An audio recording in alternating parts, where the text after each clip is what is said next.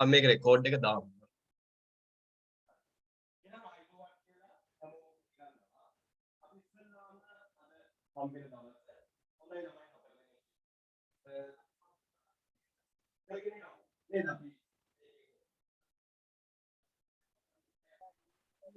ඇහෙන්නේ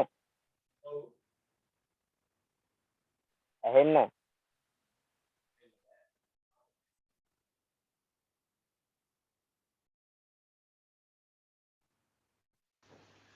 දැන් ඇහෙනවනේ? රුසිරු? ඔව් ආ. මයික් එක ලැප් එකට දාලා තිබෙන්නේ. හරි. එතකොට මේකෙන් අපි හැම වෙලාවකම උත්සාහ කරමු. දැන් ඔයාලගේ මේ තියෙන්නේ මේක මම හදපු ටියුට් එකක් නෙවෙයි. හරි? ඇත්ත කියන්න එපා මේක මම හදපු ටියුට් එකක් නෙමෙයි. මෙන්න සම්පත්දායකයෝ බස්නාහිර පළාත සහ නැගෙනහිර පළාත සැකස් කරපු කට්ටියත් එක්ක මේක දාලා තියෙනවා. එතකොට ළමයි මේකේ මූලික විදිහට අපි අද මේක කතා කරමු. හරි? ඒක ලබන සතිය වෙනකොට මට ගොඩාක් බාහිර ගොඩ දැනුම ඔයාලට දෙන්න පුළුවන් වෙයි. මොකද අපේ ලබන සතියේදී accounting class එක අපේ accounting degree එකේ accounting කොටස පටන් ගන්නවා. හරි? එහෙනම් පුතේ ගිණුම්කරණය මම ඔයාලට කියන්නයි චුට්ටක් A level වල අනිත් subject එක්කලා අනිත් විෂයන් එක්කලා accounting ලේසි වෙන්නේ මොකද කියලා. මම දකින විදිහට accounting තමයි A level subject වල ඉඳලා ලේසිම විෂය. ඇයි? අපි හිතමු ළමයි දැන් ඔයාලා O level වල සිංහල කරානේ. O level වල සිංහල කරා. එතකොට O level වල ළමයි සිංහල තියෙනවා. ඒ වගේම තමයි A level වල සිංහල තියෙනවා. හරි? O level වල සිංහල තිබ්බා, A level වල සිංහල තිබ්බා. එතකොට O level වල සිංහල ලියනකොට අපි සිංහල පේපර් එකේ රසාස්වාදයක් කරනවා නම් අපි වෙනමම දැනුම අරගන්න ඕනේ නේ. අපි වෙනමම කවි ටික පාඩම් කරන් තියා ගන්න ඕනනේ. හරි? එතකොට අපි සම්පූර්ණයෙන්ම කාරණු පාඩම් කරගෙන ඔක්කොම ටික හොයාගෙන කරගෙන තමයි පේපර් එක ලියන්න ඕනේ. අපි ගමු BC බෞද්ධ ශිෂ්ටාචාරය. ඒකත් එහෙමයි. ඒකේ පොත් කියවලා දැනුම එකතු කරගෙන තමයි පේපර් එක ලියන්න ඕනේ.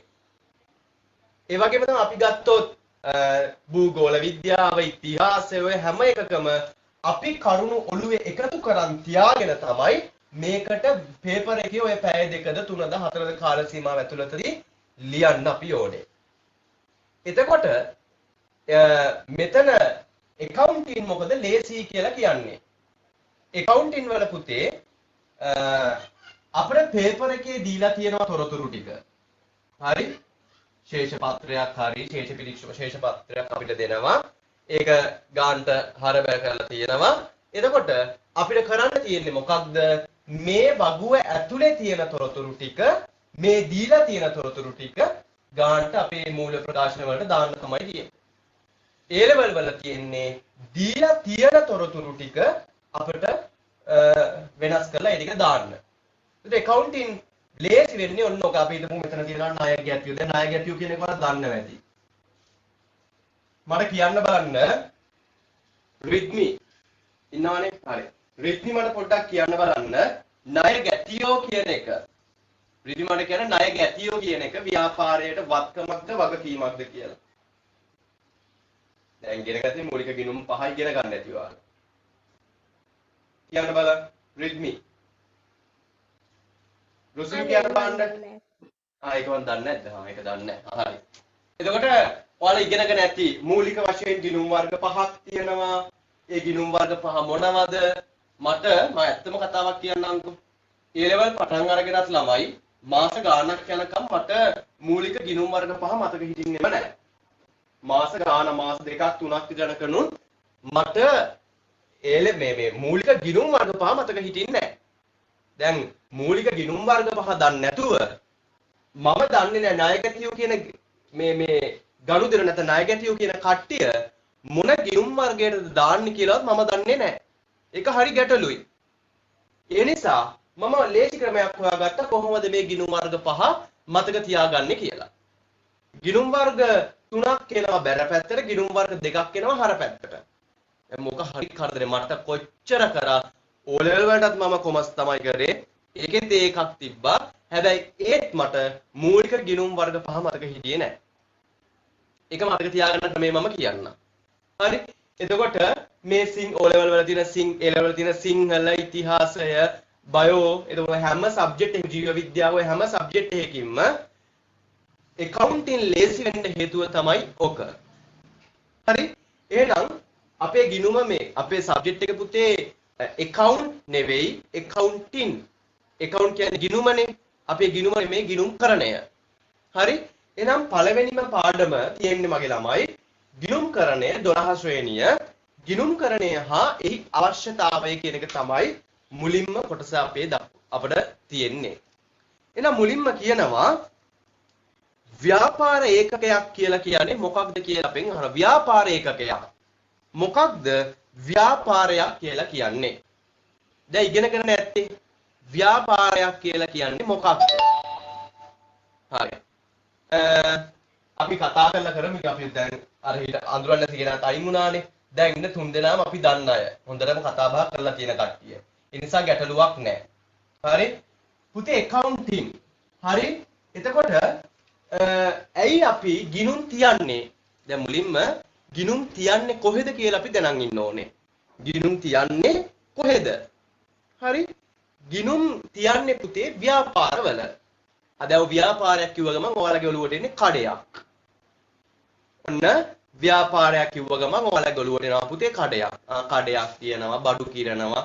ඒතර යන්නේ ඌ එනවා, එනේ ඌ. ඒ ටික සටහන් කරන එක තමයි ගිණුම් කරන එක කියලා ඔයාලගේ ඔළුවට එන්නේ. හැබැයි ඔයාලා දැන් ව්‍යාපාරයක් කියන එකට නිර්වචනයක් ඔයාලා දැන් ඉගෙනගෙන ඇති. මොකක්ද ව්‍යාපාරය කියන එකට නිර්වචනය? මිනිස් අවශ්‍යතා හා උවමනා තෘප්තිමත් කිරීම සඳහා. දැන් අවශ්‍යතා හා උවමනා ඔයාලා දන්නවා නේද? මිනිස් අවශ්‍යතා හා උවමනා තෘප්තිමත් කිරීම සඳහා කටයුතු කරන ඕනෑම ආර්ථිකයක් ව්‍යාපාර ඒකකයක් ලෙස හැඳින්වේ කියලා කියනවා. මිනිස් අවශ්‍යතා සහ උවමනා ඉටු කරන තෘප්තිමත් කරන ඕනෑම කටයුත්තකට අපි කියනවා ඕනෑම ආර්ථික ඒකකයක් ව්‍යාපාරයක් ලෙස හඳුන්වන්න පුළුවන්. පුතේ මොකක්ද මේ මිනිස් අවශ්‍යතා කියලා කියන්නේ? ඊළඟට වුවමනා කියලා කියන්නේ. අවශ්‍යතා කියන්නේ මොනවද? වුවමනා කියලා කියන්නේ. දැන් මේක දන්නේ නැති වෙන්න නම් බෑ. මොකද ඒක ඉකෝන් වලත් උගන්වනවා, බිස්නස් වලත් උගන්වනවා, accounting වලත් උගන්වනවා. අවශ්‍යතා. සරලව කිව්වොත් අපට නැතිවම බැරි දේවල්. හරිද? මූලික තෘප්තිය නිතු කර ගැනීම සඳහා මිනිසා තුළ ඇති පෙළඹවීමේ ස්වභාවය තමයි අවශ්‍යතාවය කියන එක. ඔන්න දීර්ඝ වශයෙන් නිර්වචනය කරොත් එන්නේ මේ අවශ්‍යතාව කියන එක නැතුව අපිට ජීවත් වෙන්න බෑ. අවශ්‍යතාව කියන එක නැතුව අපිට ජීවත් වෙන්න බෑ. අවශ්‍යතාව සම්පූර්ණ කරගත්තේ නැත්නම් පුතේ අපි මැරෙනවා. එහෙම නැත්නම් ලෙඩ වෙනවා. හරි? අවශ්‍යතාව සම්පූර්ණ කරගන්න බැරි වුණොත් මැරෙනවා. එහෙම නැත්නම් ලෙඩ වෙනවා. එහෙනම් අපි දන්නවා අපිට නැතිවම බැරි දේවල් මොනවද? හරි? අපිට ජීවත් වෙන්න නැතුව බැරි දේවල්. එකටම ඔන්න ඔයාලට මතක් වෙනවා. එක ආහාර. ආහාර නැතුව අපිට ජීවත් වෙන්න බෑ. නේ? ඊගාට ඇඳුම් පැළඳුම්. පුළුවන් ඇඳුම් පැළඳුම් ජීවත් වෙන්න. පුළුවන් හැබැයි ගල් ගහලා වැඩි කල ජීවත් වෙන්න හම්බෙන්නේ ඇඳුමක් නැතුව පාරට බැස්සොත්. එතකොට ආහාර, ඇඳුම් පැළඳුම්, ආරක්ෂාව අපිට ආරක්ෂාව ඕනේ. හරි? තා මොනවද? අධ්‍යාපනය නැතුව ජීවත් වෙන්න බෑ. හරි? තා මොනවද ඕනේ? අපිට මානසික දැන් මේව භෞතික අවශ්‍යතා සහ මානසික මොනවද මානසික අවශ්‍යතා? අපිට ආදරය ඕනේ. හරි? අපි ආදරේ බලාපොරොත්තු වෙනවා. නේද? අපි බලාපොරොත්තු අපේ ගරුත්වය. හරි මේ විදිහට අවශ්‍යතා අපට පෙළගස්වන්න පුළුවන්. ආහාර, ඇඳුම් පැළඳුම්, ආරක්ෂාව, අධ්‍යාපනය ඔය විදිහට ඔන්න මෙන්න මම පෙළගස්වලා තියෙනවා ළමයි අපි දන්න අවශ්‍යතා කියනවා ටික. එතකොට මේ අවශ්‍යතා ආහාර, ඇඳුම් පැළඳුම්, ආරක්ෂාව, අධ්‍යාපනය, ආදරය කියන මේ එක් එක් අවශ්‍යතාවයන් ඉටු කරගන්න විවිධ විදිහේ ක්‍රම තියෙනවා. දැන් ආහාර අපි හැම කෙනෙක්ටම ළමයි පොදුයි. හැබැයි ආහාර කියන අවශ්‍යතාව ඉටු කරගන්න විවිධ ක්‍රමවලට. දැන් රිද්මි කැමති උදේට බත් කන්න. තව කෙනෙක් කැමති පාන් කන්න. දිනිති කැමති ඉන්දියාප්ප කන්න. හරි? තව කෙනෙක් කැමති නිකන් වතුර ටිකක් බීලා බඩ පුරව ගන්න. අන්න එහෙනම් ළමයි මේ ආහාර කියන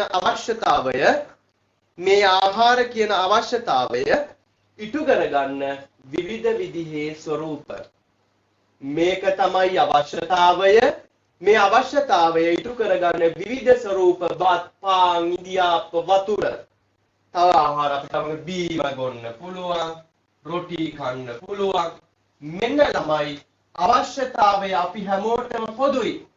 අපි හැමෝටම බඩගින්න දැනෙනවා. හැබැයි ළමයි ඒ අවශ්‍යතාවය ඉටු කරගන්න විවිධ වෙච්ච ස්වરૂප වලට අපි කියනවා වුවමනා කියලා. හරි? ඒ වගේම අපිට ඇඳුම් පැළඳුම්. දැන් ඔන්න විවිධ විදිහ ඇඳුම් පැළඳුම් අපි දැකලා තියෙනවානේ නේද? මම මේ පැත්තට ගන්නම් ඒක. හරි? ඇඳුම් පැළඳුම් මොනවද අපිට ගන්න පුළුවන්? මම සමහරව අඳින්න පුළුවන් සරම්. තව සමහර චීත්ත.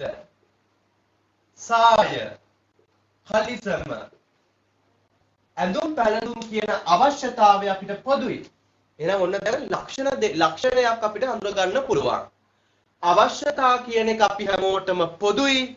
නමුත් මගේ ළමයි වුවමනා කියන එක පුද්ගලයාගෙන් පුද්ගලයාට වෙනස් වෙනවා.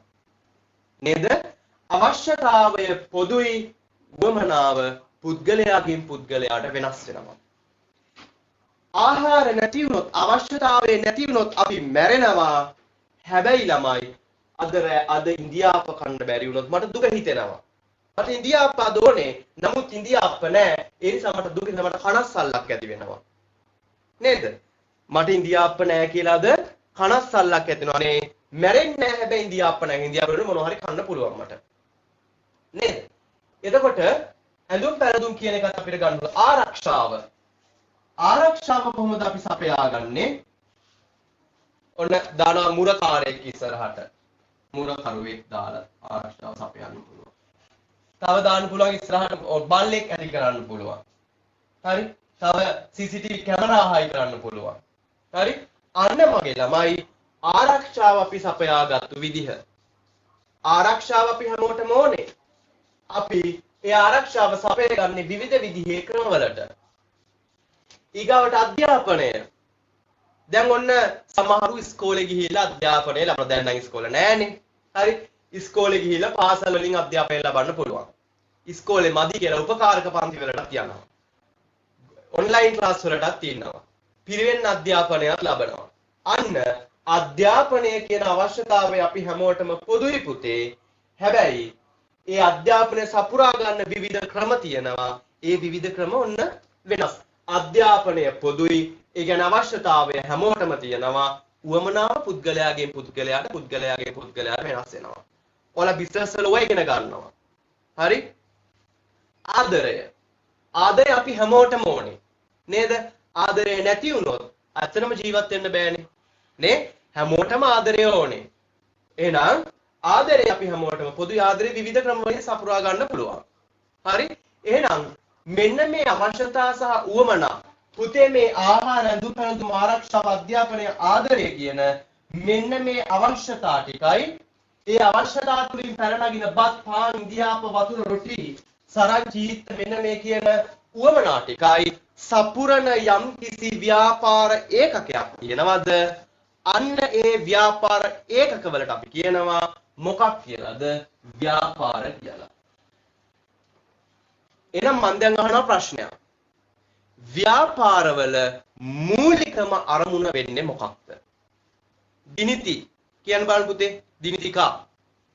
ව්‍යාපාරයක මූලිකම අරමුණ වෙන්නේ මොකක්ද? කියන්න බලන්න. මේ අපි ඔක්කොම දන්නා ඉන්නේ ඒ නිසා කියන්නේ. කියන්න බලන්න මට රිද්මි ව්‍යාපාරවල මූලිකම අරමුණ.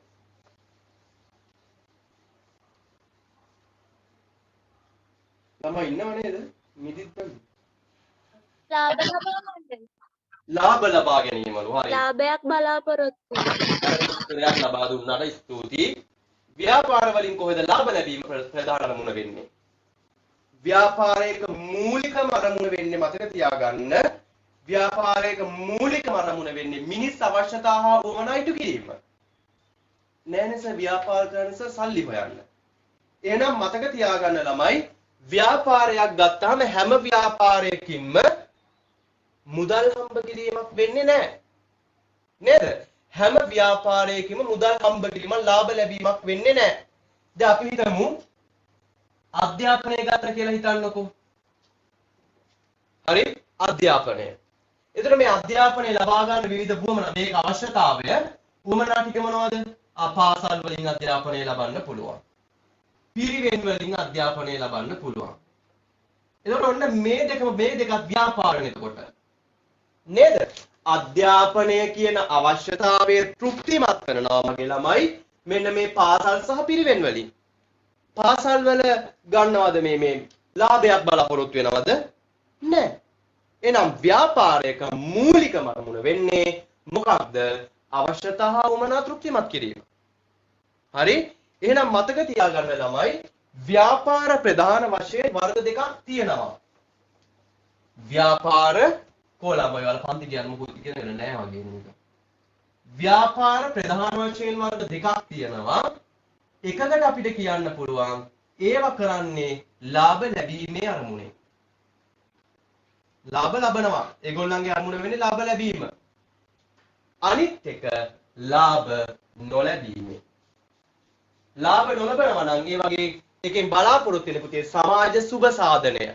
ඔයාලගේ ඇති ක්‍රීඩා මොනවද යෞවන සමාජ, දහම් පාසල්, හරි? එතකොට සමිති ස්මරණාධාර සමිති, හරි? අන්න ඒ වගේ ලාභ ලැබීම නෙමෙයි ළමයි බලාපොරොත්තු වෙන්නේ. ඒ වගේම බලාපොරොත්තු වෙන්නේ මොනවද? සමාජ සුබ සාධනය. ඒ වගේම මෙතෙන්ට આવොත් ලාභ ලැබීමේ අරමුණෙන් තියෙන ව්‍යාපාර ගැන තමයි ඔයාලා දන්නේ. එච්චරයි ඉගෙනගෙන තියෙන්නේ.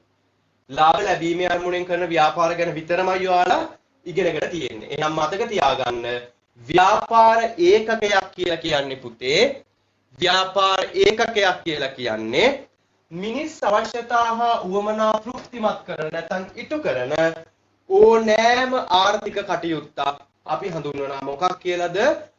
ව්‍යාපාර ඒකකයක් කියලා.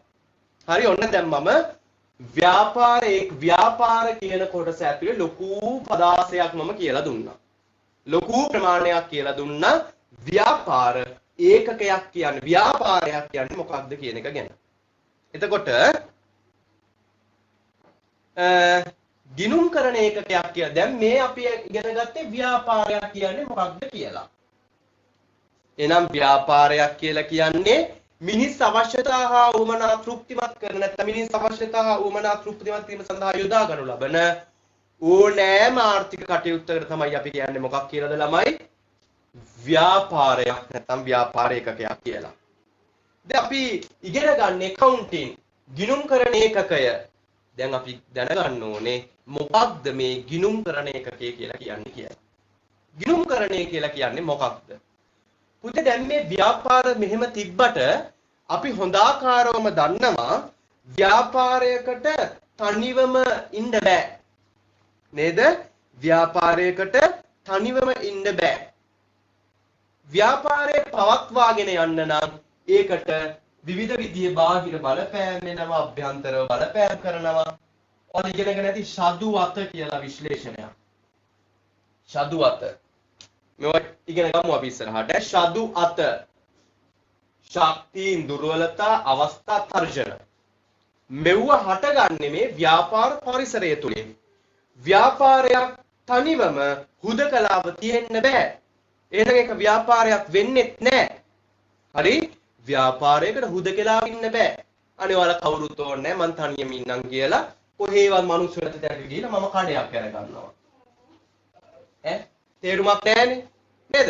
උඹලා කවුරුත් එපා උඹලගෙන් හරි කරදරේ. ඒ නිසා කවුරුත් එපා කියලා ගිහිල්ලා කඩයක් කර ගන්න කොහේ කවුරු වගේද කැලේක. ඉතින් මේක තියාගන්න බෑ. ඉතින් බොරු වැඩක් නේ තේරුමක් නැහැ. නේද? එහෙනම් ව්‍යාපාරේ පවත්වාගෙන යන්න මගේ ළමයි මොකක්ද ව්‍යාපාර පරිසරය? අපි ව්‍යාපාරේ පිටත ගැන හිතන්නත් ඕනේ, ව්‍යාපාරය ඇතුළත ගැන හිතන්නත් ඕනේ. අන්න ව්‍යාපාරයේ පිටත ඉඳන් අපිට බලපෑම් කරන සමහර අය ඉන්නවා. ව්‍යාපාරය ඇතුලේ ඉඳන් අපි ගැන හොයන බලන කට්ටිය ඉන්නවා. ඒගොල්ලන්ට අපි කියනවා ඇල්මැති පාර්ශව කියලා. හරි? ඇල්මැති පාර්ශව ව්‍යාපාරයේ ඇල්මක් දක්වනවා. හරි? එතකොට දැන් අපි කතා කරන්නේ දැන් ඔන්න ගිණුම්කරණ ඒකකයේ ගිණුම්කරණය ගැන කියනකොට මේ ඇල්මැති පාර්ශව කියන එක ඉතාමත් වැදගත්. හරි නේද? එතකොට පුතේ ගිණුම්කරණ ඒකකය කියලා කියන්නේ මොකක්ද කියලා අපි බලමු. ගිණුම්කරණ කටයුතු මම ගිණුම්කරණය කියන්නේ මොකක්ද කියලා දෙනවා. හරි? ගිණුම්කරණ කටයුතු සිදු කිරීම සඳහා පදනම් කරගනු ලබන යම් නිශ්චිත පුද්ගලයේ ව්‍යාපාර ආයතනය, සමාජ සංවිධානය, රාජ්‍ය ආයතනය, රට ගිණුම්කරණ ඒකකයක් ලෙස හැඳින්වේ. ඔයාලා මේක බලා ගන්න. PDF එක බලා ගන්න. හරි? එහෙනම් ළමයි ගිණුම්කරණ කටයුතු සඳහා පදනම් කරගනු ලබන නිශ්චිත පුද්ගලයෙක්. දැන් මම අහනවා දැන් ප්‍රශ්නයක්. ඔයාලා දැන් ගෙදර ඉන්නවා නිකන් ඉන්න ගමන් දැන් මගේ ආදායම කොහොමද දන්නේ කියලා ගහලා ගමන් පන්ති ගාස්තු කට් කරා ඒක ඉතුරුයි 4000ක්. ඉස්සර මගේ ආදායම සීසන් එක ගත්තේ නැහැ කියලා ගෙදරින් ඉල්ලගත්ත 3000ක්. හරි? ඛණ්ඩ දෙන සල්ලි ඉතුරු කරගත්තා රුපියල් 1000ක්. මේ ඔක්කොම හර වෙන්න ඕනේ බැර නෙවෙයි. මෙතනින් 4000යි 3000යි 1000යි. ඔක්කොම එකතු කරා මුළු ලැබීම් දැන් මට ගිණුමක් ගහනවා මේ. මගේ මාසේ ආදායම මුළු ලැබීම් තියෙනවා. එතකොට මට මෙතන මේ මාසේ 4000යි 3000යි 7000යි 7000යි 1000යි 8000. මුළු ලැබීම් ටික 8000ක් තියෙනවා. දැන් බලන්න මේ මාසේ මගේ වියදම් ටික කොහොමද කියලා. හරි? එතකොට ක්‍රීම් එකක් ගත්ත මූණේ ගන්න ඒකට රුපියල් 500යි ගෝරි. හරි? ඊගාවට මම ගන්නවා යාළුවොත් එක්ක KFC ගිහිල්ලා කෑවා. ඒක රුපියල් 2000යි. ඊගාවට ඔන්න ඔය විදිහට වියදම් ටිකක් බැලුවා. ඔන්න වියදම් ටික 5000යි 2500යි. හොඳයි. මට මේ මාසේ අතේ ඉතිරි වෙලා තියෙනවා ගාණක්. කීයක්ද? 5500ක් අතේ ඉතිරි තියෙනවා. ඔන්න අතේ ඉතිරිය. මම නිකන් ගිණුමක් ගැහුවේ. හරි? එතකොට මගේ ළමයි අපි මෙන්න මම පුද්ගලයෙක් වෙනුවෙන් මම ගිණුමක් ගැහුවා. මම වෙනුවෙන් ගිණුමක් ගැහුව නිසා පුද්ගලයෙක් වෙනුවෙන් ගිණුම ගැහුවේ. අන්න පුතේ දැන් අපි ඉගෙන ගන්න යන්නේ ගිණුම් කරන ඒකක වර්ග. අපි තමන්ගෙන් පටන් ගමු. මගෙන් පටන් ගමු මුලින්ම. එහෙනම් පළවෙනි ගිණුම් කරන ඒකකය වෙන්නේ පුද්ගල ගිණුම් කරණය. අනේ අපිට නම් ඉතින් ගිණුම් ගහ කරන්න තරම් ආදායම් නෑනේ නේද? ඔය පොඩි මේ වගේ පොඩි කොල කෑල්ලක බස් ටිකට් එකක අපේ ආදායම ලියලා බලන්න පුළුවන් නේ. එහෙනම් ඔන්න පුද්ගලයෙක් වෙනුවෙන් ගිණුම් ගහනවා නම් අපි කියනවා එකට පුද්ගල ගිණුම් කරණය කියලා. මොකද්ද? පුද්ගල ගිණුම් කරණය.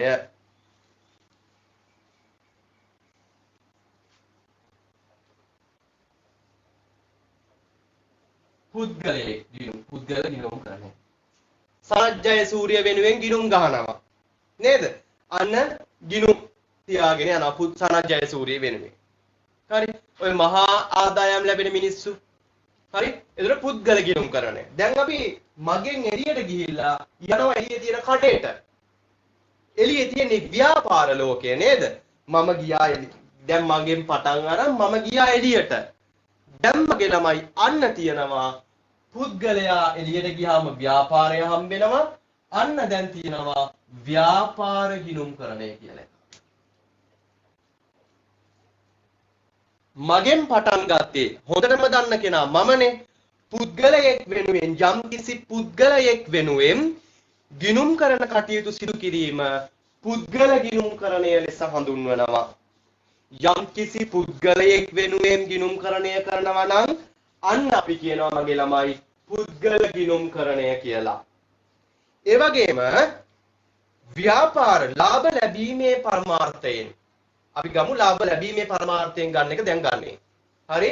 ව්‍යාපාර වර්ග දෙකක් තියෙනවා ලාභ ලැබීමේ අරමුණෙන් සහ ලාභ නොලැබීමේ අරමුණෙන්. ලාභ ලැබීමේ අරමුණෙන් ව්‍යාපාර කරන කට්ටිය ඉන්නවා. කරන ලබන පුද්ගලික අංශයේ ව්‍යාපාර ආයතන වෙනුවෙන් සිදු කරන ලබන ගිණුම් තැබීමේ කටයුතු ව්‍යාපාර ගිණුම්කරණය ලෙස හඳුන්වනවා. එහෙනම් තමන් වෙනුවෙන් නම් එකෙක් වෙනුවෙන් නම් පුද්ගල ගිණුම්කරණය, ඒ වගේම ලාභ ලැබීමේ අරමුණෙන් කරන ව්‍යාපාර ඒ වෙනුවෙන් කරන ගිණුම්කරණ කටයුතු ව්‍යාපාර ගිණුම්කරණය. ඇයි දැන් ලාභ ලැබීම නම් ලාභ නොලැබීමක් තියෙනව නේද? අන්න ඒගොල්ලෝ මම කිව්වා ලාභ නොලැබීමේ අරමුණෙන් කරන ව්‍යාපාර කරන්නේ සමාජ සුබ සාධනය වෙනුවෙන්. පුතේ මේක කට් වෙයි. ඒතකොට ආය පාරක් ඇඩ් වෙන්නේ නැහැ. විනාඩි 40 zoom එක තියෙන්නේ ඈ. එතකොට ලාභ නොලැබීමේ අරමුණෙන් කරන්නේ සමාජ සුබ සාධනය වෙනුවෙන්. අන්න සමාජ සුබ සාධනය වෙනුවෙන් කරන ගිණුම් කරන වලට අපි කියනවා සමාජීය ගිණුම්කරණය කියලා. දැන් මෙතන ඉන්න ඔක්කොම මගේ ළමයි ටිකක් ඉන්නේ. හරි? මගෙන් O level මැත් කරපු අය. ආදිත්‍ය හිතන්නේ මම හිතන්නේ අපේ ආදිත්‍ය වෙන්නේ නැති. දිම්පි රිත්මි රුසිරුනේ. එතකොට දැන් සමහරවිට එපාරට අපෝ මේකත් එක්ක අවුරුදු ගාණක් හිටියා. දැන් ආයින්ද වෙයි දන්නේ නැති. දැන් ඉන්නේ එහෙමත් හිතන නැති නේද? කමක් නෑ. එතකොට ඔන්න ගිණුම්කරණ ඒකක වර්ග 3යි. පුද්ගලයෙක් වෙනුවෙන් නම් පුතේ පුද්ගල ගිණුම්කරණය, ලාභ ලැබීමේ ව්‍යාපාරයක් වෙනුවෙන් අපි කියන ව්‍යාපාර ගිණුම්කරණය, ලාභ නොලැබීමේ සමාජ සුබ සාධනය වෙනුවෙන් කරන එකක් නම් අපි කියනවා සමාජීය ගිණුම්කරණය. දැන් ඔන්න තමන් ගැන හිතුවා, ලාභ ලැබුවා, ලාභ නොලැබුවා. දැන් අපි යනවා තමයි රට ඇතුළට රාජ්‍ය ගිණුම්කරණය. ඒ කියන්නේ රාජ්‍ය අංශයට අයත්. හරි? රාජ්‍ය අංශයට අයත් අදාළව සිදු කරන ගිණුම් තැබීමේ කටයුතු රාජ්‍ය ගිණුම්කරණය කියලා හඳුන්වනවා. පුතේ මෙතන අපි කතා කරන්නේ තමන් ගැන. මෙතන කතා කරන්නේ ලාභ ලැබීම ගැන. මෙතන කතා කරන්නේ සමාජ සුබ සාධනය ගැන. සමිති සමාගම්, යෞවන සමාජ, මරණාධාර සමිති, ඒව තමයි සමාජීය ගිණුම්කරණය කියලා කියන්නේ. මොකක්ද ඊගාවට රාජ්‍ය ගිණුම්කරණය කියලා කියන්නේ? රාජ්‍ය ගිණුම්කරණය. පුතේ රාජ්‍ය ගිණුම්කරණය කියලා කියන්නේ අපි දන්නවා ඩිපෝව, ගමනාගමන මණ්ඩලයට අයත් ඩිපෝව. හරි? ශ්‍රී ලංකා ගමනාගමන මණ්ඩලයේ සිදු කරන ගිණුම්. දැන් ඇත්තටම හැමදෑම කියනවා ඩිපෝව පාඩුයි පාඩුයි පාඩුයි පාඩුයි කියලා කියනව නේද? එහෙනම් පාඩුයි කියන්නේ ලාභ ලබනවනේ. එහෙනම් අන්න ඒ වගේ රාජ්‍ය ගිණුම්කරණය කියලා කියන්නේ රාජ්‍ය අංශයට අයත් යම් කිසි ආයතනයකට අදාළව සිදු කරන ගිණුම් තැබීමේ කටයුතු අපි කියනවා මොකක් කියලාද? රාජ්‍ය ගිණුම්කරණය කියලා. මම ගැන හිතුවා පුද්ගල ගිණුම්කරණය, ව්‍යාපාර ලෝකය ගැන හිතුවා ව්‍යාපාර ගිණුම්කරණය, සමාජ සුබ සාධනය ගැන හිතුවා සමාජීය ගිණුම්කරණය, රාජ්‍ය ගැන හිතුවා රාජ්‍ය ගිණුම්කරණය. තව එකක් තියෙනවා. අපි දැන් මේ හැම එකම ඒකක වශයෙන් වෙන වෙනමනේ ගත්තේ. ඔයාලා දන්නවා ඇති මුළු ලංකාවක්ම තියෙනවා. මුළු ලංකාවටම ගිණුම් ගහන්න ඕනේ. මුළු ලංකාවෙම ගිණුම් ගහලා එකෙක්ගේ ආදායම හොයන්න දලදේ ඒක පුද්ගල ආදායම හොයන්න ඕනේ. මේ අවුරුද්දේ ආදායම කොච්චරද කියලා හොයන්න ඕනේ. අන්න ළමයි. එහෙනම් පුද්ගලයා ලාභ ලැබුවා, ලාභ නොලැබුවා, රජයට ගියා. ඊගාවට තියෙනවා ජාතික ගිණුම්කරණය කියලා එකක්. ජාතික ගිණුම්කරණය. මොකක්ද ජාතික ගිණුම්කරණය කියලා කියන්නේ? මොකක්ද ළමයි ජාතික ගිණුම්කරණය කියලා කියන්නේ? යම්කිසි රටක නැත්තම් යම්කිසි රාජ්‍යයකට අදාළව සිදු කරනු ලබන ගිණුම් තැබීමේ කටයුතු ජාතික ගිණුම්කරණය ලෙස හැඳින්වේ. හරි? ඒ කියන්නේ රටේ සමස්තය විදිහට අරගෙන දැන් අපි දන්නවා ඒක පුද්ගල ආදායම. ඒක පුද්ගලයේ ආදායම කොච්චරද? තාම මොනවද? දලදේශීය ආදායම. හරි? දලදේශීය නිෂ්පාදිතය. මේ අවුරුද්ද ආනයන ආදායම, අපනයන ආදායම ඔය විදිහට තියෙනවනේ එක එක ඒවා. මේ අපි කේවල කරලා ගත්තොත්, තනි කරලා ගත්තොත් ඔය විදිහට ඔන්න අපිට ගිණුම්කරණය තියාගන්න පුළුවන්. හරි.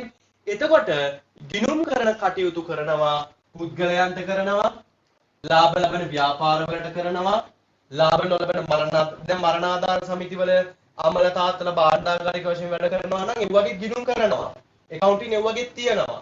එහෙනම් සමාජීය ගිණුම්කරණයේ තියෙනවා, රාජ්‍ය ගිණුම්කරණයේ තියෙනවා, ජාතික ගිණුම්කරණයේ තියෙනවා. මෙන්න ළමයි ගිණුම් තබන ඒ ගිණුම් වර්ග ගිණුම් කරන ඒකක ටික. හරි නේද? ඒ ටික ඔයාලගේ නෝට් එකේ තියෙනවා. අද මම මේකමයි කතා කරන්නේ. මෙතනින් පිටට යන්නේ නැහැ. මේ ටික පැහැදිලි කරගෙන යන්නම්. ලබන සතියේ ඉඳන් නෝට් වල දෙනවම මගේ දැනුමත් හොයාගෙන ඔය හැමතැනින්ම හොයපු දැනුම ටිකකුත් එක්කලා. දැන් ඔන්න අපි ව්‍යාපාර මොකක්ද කියලා ඉගෙන ගත්තා. ගිණුම්කරණයේ තියන්නේ මොන වගේ තැන්වලද කියලා ඉගෙන ගත්තා. ඒ වගේම දැන් අපි තවම ඉගෙන ගත්තේ නැහැ ගිණුම්කරණය කියන්නේ මොකක්ද කියලා ඉගෙන ගත්තේ නැහැ. එහෙනම් මගේ ළමයි දැන් අපි ඉගෙන ගන්න යන්නේ මොකක්ද මේ ගිණුම්කරණය කියලා කියන්නේ කියලා. මම කිව්වා ව්‍යාපාරයකට තනියම ඉන්න බෑ. ඔයාලා කවුරුත් මට ඕනේ නැහැ. මං ගිහිල්ලා පැත්තක තනියම ඉන්නවා කියලා.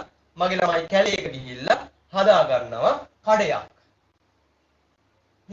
ඒකට බල්ලෙක්වත් එන්නේ නැහැ නේ ළමයි මේ බල්ලෝ බඩු ගන්න නැහැ නේද? ඒ නිසා මේ හුදකලා ව්‍යාපාරයකට තනිවම ව්‍යාපාර ලෝකයේ තුල ඉන්න බෑ. නේද? හුදකලා ව්‍යාපාර ලෝකයේ තුල ව්‍යාපාරයකට ඉන්න බෑ. කිසිම ලාභ ලැබීම නොලැබීම පුද්ගලයෙක්ට මොකෙක්ටවත් පුතේ තනියම ව්‍යාපාර ලෝකයේ තුල ඉන්න බෑ. එහෙනම් මෙයාට හුදකලාව ඉන්න බෑ. මෙයාට බාහිර පරිසරයක් තියෙනවා. ව්‍යාපාරයෙන් පිටත පරිසරයකුත් තියෙනවා. ව්‍යාපාරයේ ඇතුලේ තවත් පරිසරයක් තියෙනවා.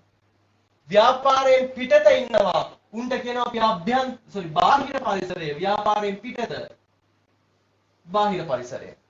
ව්‍යාපාරයේ ඇතුලේ ඉන්නවා. උන්ට අපි කියනවා අභ්‍යන්තර පරිසරය. ව්‍යාපාරයෙන් එළිය පරිසරය මගේ ළමයි බාහිර පරිසරය. ව්‍යාපාරයෙන් ඇතුලේ පරිසරය මගේ ළමයි අභ්‍යන්තර පරිසරය. කවුද ව්‍යාපාරයේ ඇතුලේ ඉඳන් ව්‍යාපාරය ගැන හොයන්නේ?